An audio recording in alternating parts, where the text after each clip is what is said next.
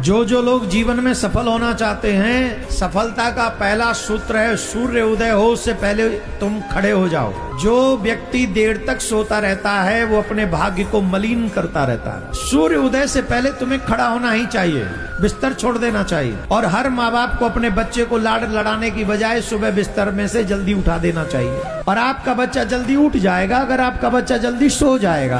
Problem यह है कि आपके बच्चे जल्दी सो नहीं रहे, रात के 2 बजे 12 बजे 1 बजे तक तो उनका भोजन चल रहा है। और रात्रि में 8-9 बजे के बाद भोजन नहीं करना चाहिए। बहुत लेट बोल रहा हूँ, 8-9 बजे। अदरवाइज हमारे जैन मुनियों से मिल लो तो सूर्यास्त से पहले ही सब कुछ खत्म हो जाता है उनका। और जो व्यक्ति सूर्यास्त से पहले भोजन क्रिया समाप्त कर लेते हैं वो दीर्घ आयु वाले होते हैं, उनकी पाचन क्रिया बड़ी मजबूत होती है। तो जिन जिन बच्चों को आप चाहते हैं कि वो यशस्वी रहें, यशवान बने रहें, तो इसके लिए बहुत जरूरी है कि उन बच्चों को जल्दी बिस्तर छुड़वाइए, जल्दी बिस्तर में घुसाइए।